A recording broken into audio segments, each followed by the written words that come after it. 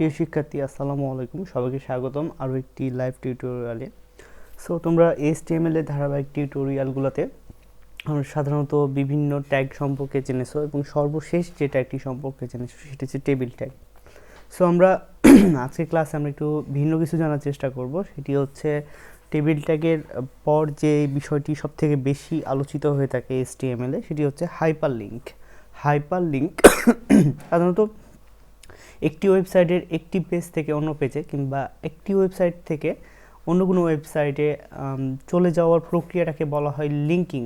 হ্যাঁ, সো এটা হচ্ছে তোমার হাইপার টেক্সট অর্থাৎ HTML দ্বারা করা হয় বলে এটাকে বলা হয়ে থাকে হাইপারলিংক।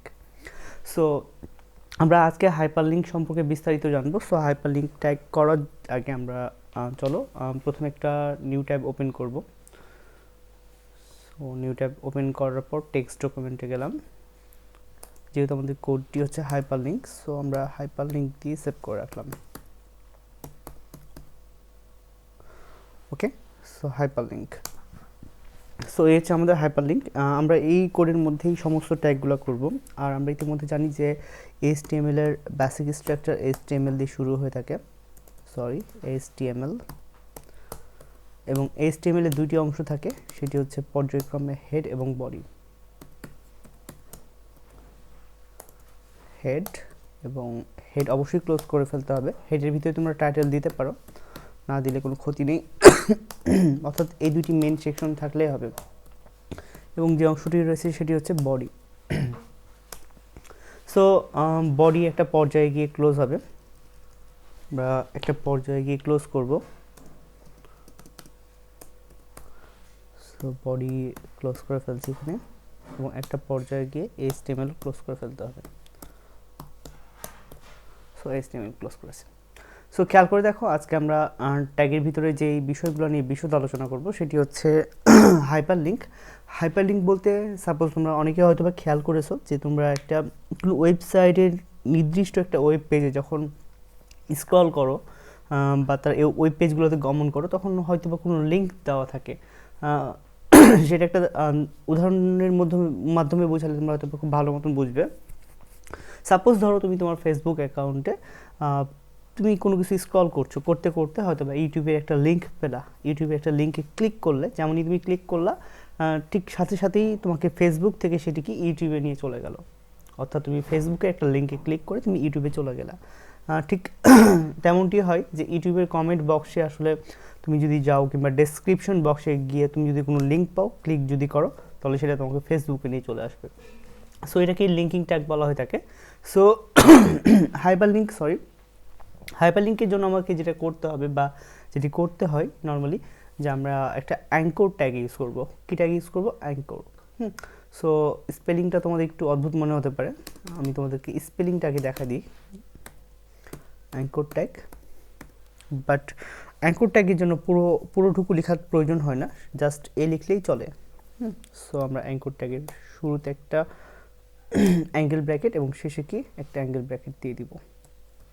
ওকে, সো অ্যাঙ্গেল ব্র্যাকেটের মধ্যে আমরা যাই লিখি না কেন সেটা হাইপারলিংক হিসেবে ব্যবহার করা হয়। সো অ্যাঙ্গেল ব্র্যাকেট একটা সময় কি ক্লোজও হবে। সো অ্যাঙ্গেল ব্র্যাকেট ক্লোজ করব। এখানে একটা বিষয় খুব ভালো মতন মনে রাখা প্রয়োজন, যে এই অ্যাঙ্কর ট্যাগ অর্থাৎ এই ট্যাগের মাধ্যমে আমরা কিন্তু হাইপারলিংকটি করতে পারবো। এখন আমার চাহিদা বা রিকোয়ারমেন্ট হচ্ছে যে আমি কোন লেখাটির ওপরে ক্লিক করে বা কোন লিঙ্কটার ওপরে ক্লিক করে যেতে চাই। মনে করো যে সাপোজ ফেসবুক বলে একটা লিঙ্ক আছে। ফেসবুক লেখাটির উপরে ক্লিক করে আমরা কি ফেসবুকের ওয়েবসাইটে চলে যেতে চাই। মানে অর্থাৎ এই ফেসবুক লেখাটির উপরে ক্লিক করলে যেন আমরা ফেসবুকের ওয়েবসাইটে যেতে পারি। সো আমাদের শুধু অ্যাঙ্কর ট্যাগের মাঝখানে ফেসবুক লিখলেও চলবে না, অ্যাঙ্কর ট্যাগে অত্যাবশ্যকীয় মানে মাস্ট কম্পালসারি হচ্ছে কি অ্যাট্রিবিউট লিখতে হবে। অ্যাট্রিবিউটগুলো হচ্ছে যেমন অ্যাঙ্কর ট্যাগের সাথে আমাকে যে অ্যাট্রিবিউট লিখতে হবে HREF, হাইপারলিংক রেফারেন্স। হ্যাঁ, সো হাইপারলিংক রেফারেন্স আমাকে অবশ্যই উল্লেখ করতে হবে এবং সেটা অবশ্যই ডাবল কোটেশনের মধ্যেই তোমরা উল্লেখ করবে। সো ডাবল কোটেশনের মধ্যে আমাকে হাইপারলিংক রেফারেন্স লিখতে হবে। এখন তুমি রেফারেন্স কি লিখবা? রেফারেন্স মূলত একটি ওয়েবসাইট থেকে আরেকটি ওয়েবসাইটে যাওয়ার ক্ষেত্রে আমাকে রেফারেন্স লিখতে হয় ইউআরএল। মূলত ইউআরএল দুই রকমের হয়ে থাকে, মানে দুই রকম বলতে একটি হচ্ছে আইপি অ্যাড্রেস, এবং আইপি অ্যাড্রেসের অনুবাদক রূপটাকেই হচ্ছে আসলে ডোমেন নেম বলা হয়ে থাকে। সো এই যে তোমরা ডোমেন নেম ওয়ার্ডটা শুনলা, ডোমেন নেমের দুইটা অংশ থাকে, প্রোটোকল এবং ডোমেন নেম। ডোমেনের দুইটা অংশ থাকে, প্রোটোকল এবং ডোমেন নেম। ডোমেন নেমেরও আবার অনেক ধরনের পার্ট থাকে, যেমন হচ্ছে থার্ড লেভেল ডোমেন, যাকে হোস্ট বলা হয়ে থাকে। তারপরে হচ্ছে সেকেন্ড লেভেল ডোমেন, যাকে আসলে ডাব্লিউ এর পরে যে অংশটুকু থাকে সেটাকে সেকেন্ড লেভেল ডোমেন বলা হয়, এবং তারপরে থাকে top level domain, even country code, directory path, file extension, etcetera etcetera. So চলো আমরা একটা হাইপারলিঙ্ক রেফারেন্সের মধ্যে যেটা লিখতে চাই সেটা হচ্ছে ইউআরএল লিখতে হবে। সো ইউআরএলটা আমরা প্রোটোকল দিয়ে শুরু করব, এইচটিটিপি হাইপারটেক্সট ট্রান্সফার প্রোটোকল। তোমরা সবাই ওয়ার্ডটার সাথে পরিচিত, হাইপারটেক্সট ট্রান্সফার প্রোটোকল। তারপর একটা কোলন দেওয়ার পর ডাবল স্ল্যাশ দিবা, এটা হচ্ছে প্রোটোকলের অংশটুকু। এরপরে আমাকে যেটুকু দিতে হবে সেটা হচ্ছে ডোমেন। সো ডোমেনের তিনটা অংশ বললাম আমি। প্রথমটা হচ্ছে www ওয়ার্ল্ড ওয়াইড ওয়েব, এটা দ্বারা মূলত বোঝানো হয়ে থাকে থার্ড লেভেল ডোমেন বা তোমার হোস্ট বলা হয়ে থাকে এটা, হ্যাঁ। আর এই যে তোমরা এখানে এইচটিটিপি দেখছো, হাইপারটেক্সট ট্রান্সফার প্রোটোকল, এটাকে বলা হয় প্রোটোকল। প্রোটোকল বলতে একটা নেটওয়ার্ককে বোঝানো হয়ে থাকে, একটা নির্দিষ্ট নেটওয়ার্কের আওতায় যে জিনিসগুলো, যে কাজগুলো হয়ে থাকে মূলত, সো প্রোটোকল বলে সেটাকে আমরা চিনব। এই যে এইচটিটিপি এবং www বা HTML হাইপারটেক্সট মার্কআপ ল্যাঙ্গুয়েজ, এই সবগুলোরই উদ্ভাবক হচ্ছে টিম বার্নার্স-লি। সো www হচ্ছে আবিষ্কার হয়েছিল, ওয়ার্ল্ড ওয়াইড ওয়েব আবিষ্কার হয়েছিল 1988 সালে, এবং আমরা যে কোডটা করছি HTML আবিষ্কৃত হয়েছিল 1990 সালে। সো এই যে www লিখলাম, ওয়ার্ল্ড ওয়াইড ওয়েব, এটা একটা জাল, বিশ্বজাল, সেটা আমরা সবাই চিনি। এটা উদ্ভাবক হচ্ছে টিম বার্নার্স-লি। এরপরে আমাকে www পরে আমাকে যেটা লিখতে হবে, ডোমেনের আরও একটি অংশ আছে, সেটি হচ্ছে সেকেন্ড লেভেল ডোমেন। অর্থাৎ আমরা ফেসবুক লেখাটির উপরে ক্লিক করে কোথায় যেতে চাই, আমাদের গন্তব্যের নাম লিখতে হবে। গন্তব্য যদি ইউটিউব হয় তাহলে ইউটিউব লিখতে হবে, গন্তব্য যদি ফেসবুক হয় ফেসবুক লিখতে হবে। সো আমাদের গন্তব্য যেহেতু ফেসবুক, সো আমরা ফেসবুক লিখব। এখানে আরেকটি বিষয় বলে রাখা প্রয়োজন, ফেসবুকের পরিবর্তে তুমি এফবি লিখলেও একই মতনই কাজ করবে।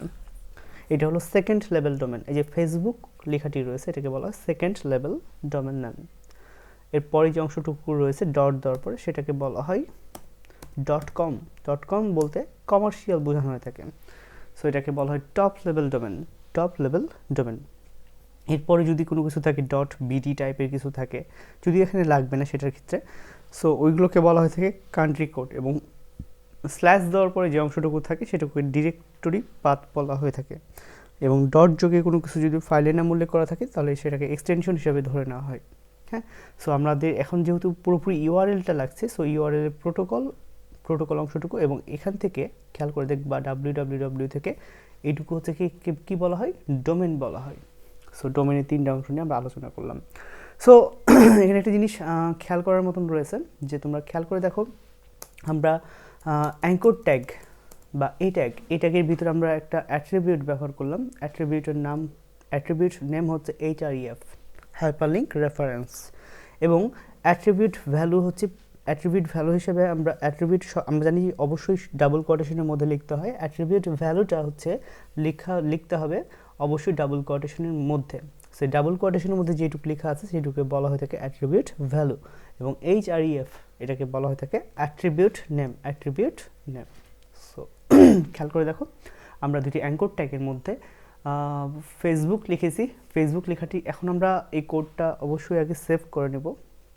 তোমরা কিবোর্ড কমান্ড দিয়েও সেভ করতে পারো। সো সেভ করার পরে তুমি যেটা করবা, সেভ অ্যাজে গিয়ে তোমার ফাইলটার এক্সটেনশন দিতে হবে hyperlink.html। না দিলে একটা ব্রাউজার ওপেন হবে না, ব্রাউজারে সেটা প্রদর্শন করবে না, এবং টেক্সট ডকুমেন্টে গিয়ে অল ফাইল সিলেক্ট করে ফেললাম। এখন সেভ করে ফেলি।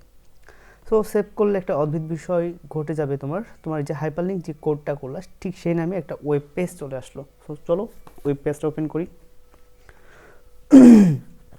বাস তোমরা হয়তো বা দেখতে পাচ্ছ কিনা, আমি একটু বড় করার চেষ্টা করি। এরকম একটা লেখা আসছে, ফেসবুক লেখাটা কিন্তু তুমি কোনো কালার দাওনি, তারপর কালার চলে এসেছে এবং তার নিচে একটা কোনো আন্ডারলাইন বা ইউ ট্যাগ ইউজ করনি, তারপর কিন্তু আন্ডারলাইন চলে এসেছে। কারণটা কি? কারণ ফেসবুক লেখাটি এই রং দ্বারা বা এই আন্ডারলাইন দ্বারা আমাকে এটাই ইন্ডিকেট করছে যে আমরা ফেসবুকে হচ্ছে একটা হাইপারলিঙ্ক হিসেবে ব্যবহার করা হয়েছে। ফর এক্সাম্পল, আমি এখন যদি ফেসবুক লেখাটির উপরে ক্লিক করি, খেয়াল করে দেখো আমাদের ওয়েব পেজে যখন আমি কার্সারটা মুভ করছি সেটা একটা তীরের মতন অবস্থান প্রদর্শন করছে। যেমনই লেখাটির ওপরে নিয়ে যাচ্ছি সেটা কিন্তু একটা হ্যান্ড সাইনের মতন কি এটা অবস্থান বোঝাচ্ছে, একটা হ্যান্ড সাইন দেখতে পাচ্ছ, এবং যখন সরাই নিচ্ছি সেটা আবার কার্সার হয়ে যাচ্ছে। সো হ্যান্ড সাইনে যখন আমি মানে অর্থাৎ এই লেখাটির উপরে যখনই আমি নিয়ে গিয়ে ক্লিক করব, খেয়াল করে দেখো আমার এই লিঙ্কটা এই হাইপার লিঙ্ক লেখাটির ওপরে অর্থাৎ ফেসবুক লেখাটির উপরে যখনই ক্লিক করলাম সেটা সরাসরি আমাকে ফেসবুকের পেজে নিয়ে চলে যাচ্ছে। হ্যাঁ, সাধারণত তোমাদের অবশ্যই যদি নেট ফাস্ট থাকে তাহলে তোমরা এটা খুব দ্রুত দেখতে পাবা।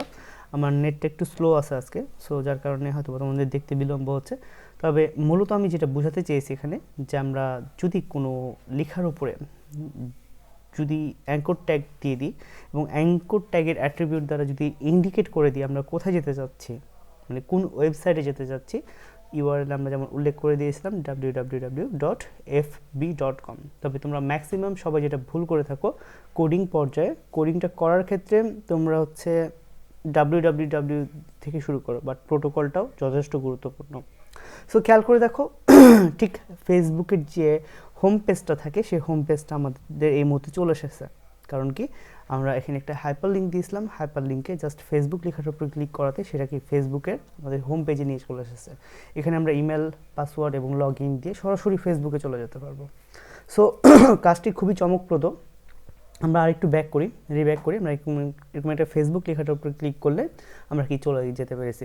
এখন হয়তো বা তোমরা একটু খেয়াল করলে দেখবে যে লেখাটি যখন এখন তোমরা দেখতে পাচ্ছ একবার যেহেতু ক্লিক করা হয়ে গেছে লেখাটা কিন্তু এখন নীল কালারে নয়, এটা কিন্তু ভায়োলেট অর্থাৎ বেগুনি কালারে প্রদর্শিত হচ্ছে। সো কোডটার মধ্যে আমি একটু পরিবর্তন আনছি। মনে করো যে আমি এখন ফেসবুকে যেতে চাই না, মানে ফেসবুক লেখার উপরে ক্লিক করে যেতে চাই না। সাপোজ তুমি এখানে লিখছো, তুমি একটা কমান্ড দিয়ে দিলা, এখানে অ্যাঙ্কর ট্যাগের দুইটা অ্যাঙ্কর ট্যাগের মাঝখানে লিখলাম click here and go to FB. তুমি একটা কমান্ড দিয়ে দিলা click here and go to FB. হ্যাঁ, দুইটা অ্যাঙ্কর ট্যাগের মাঝখানে যেখানে ফেসবুক লেখাটা ব্যবহার করেছিলাম এর আগে সেখানে ব্যবহার করলাম click here and go to FB. So এটা আবার সেভ করি। সেভ করার পর আমরা যে ব্রাউজারে ছিলাম সেই ব্রাউজারে গিয়ে এটা রিলোড করি। রিলোড করলে খেয়াল করে দেখো এই লেখাটির ওপর প্রদর্শন করছে click here and go to FB, তার নিচে আন্ডারলাইন দেওয়া আছে পুরোটা লেখার উপরে।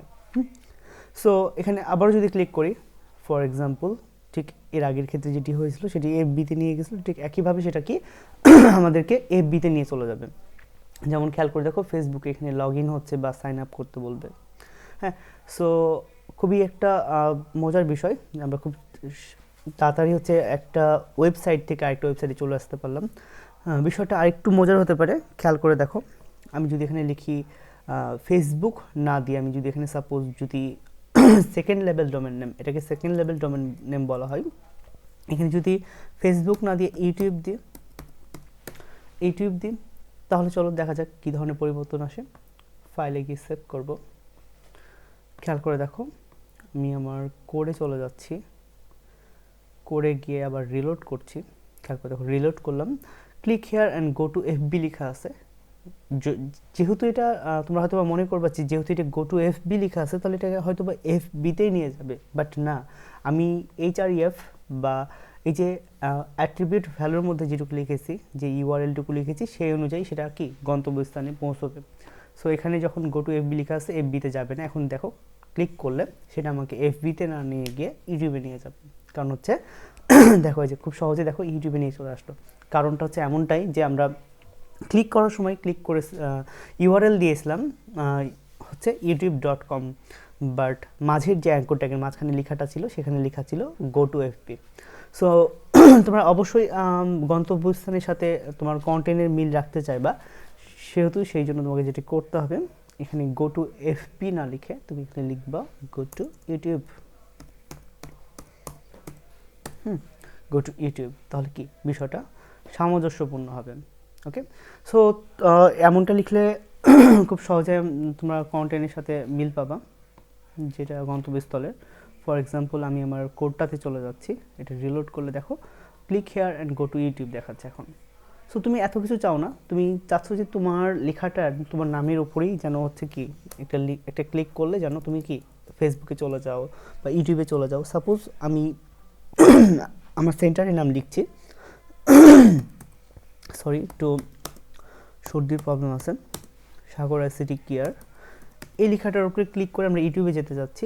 ইভেন আরও একটা হাইপার লিঙ্ক ক্রিয়েট করতে চাচ্ছি, আমি এটাকে পুরোটুকু কপি পেস্ট করতে পারি, সেটা একটা ভালো আইডিয়া হবে। ওকে, কন্ট্রোল কপি করে নিলাম কিবোর্ড থেকে, বা তোমরা সরাসরি মাউস দ্বারাও করতে পারবা। ওকে, সো আমরা চাচ্ছি যে আমরা এফবিতে সাগর অ্যাসিডিকের লেখাটার উপর ক্লিক করে এফবিতে যেতে চাই এবং সরি ইউটিউবে যেতে চাই, এবং ফেসবুকে যাওয়ার জন্য আমরা যেটা ব্যবহার করতে চাই সেটা হচ্ছে সাগর অ্যাসিডিক কেয়ার না লিখে আমরা চাচ্ছি যে ওকে আমার কন্টেন্টের সাথে মিল রেখে করি। খেয়াল করে দেখো ইউটিউব বা ফেসবুক এই দুইটি লেখা। চলো আমরা কোডটা সেভ করি আগে। সেভ করার পরে আমরা কন্টেন্টটা রিলোড করব পেজটা।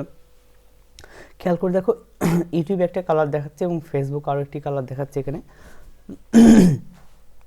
তোমরা হচ্ছে রিলোড করবা, রিলোড করার পর খেয়াল করে দেখো ফেসবুক লেখাটির উপর ক্লিক করলে সেটি আমাকে অবশ্যই ফেসবুকেই নিয়ে যাবে। আমরা এখানে একটু খেয়াল করবো, এখানে হাইপার লিঙ্ক আছে, এখন এই কোডটার নাম যেহেতু হাইপার লিঙ্ক, এখন ফেসবুক চলে আসলো, আমরা ফেসবুকে ক্লিক করেছি। ইভেন যেহেতু একবার ফেসবুক ক্লিক হয়ে গেল সেটা আবার বেগুনি হয়ে গেল, ইউটিউব লেখাটার উপরে ক্লিক করলে তোমার হচ্ছে সেটা ইউটিউবে নিয়ে চলে যাবে। কিন্তু খেয়াল করে দেখো এদের মধ্যে হচ্ছে একটা সূক্ষ্ম ডিস্টেন্স আছে যেটা আমাদের স্বাভাবিকভাবে বোঝা সম্ভব না, বোঝা পসিবল হয়ে থাকে না।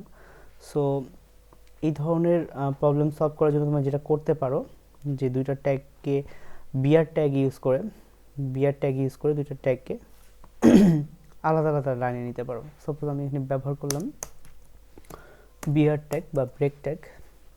এখন আমরা কোডটা সেভ করে আবার রিলোড করব, দেখবা যে দুইটা লেখা দুইটা লাইনে চলে এসেছে। সো খেয়াল করে দেখো বাট তুমি চাচ্ছ যে আসলে ইউটিউব ফেসবুকে ক্লিক না করে তুমি একটা কিওয়ার্ড দিয়ে রাখবা। সাপোজ রহিম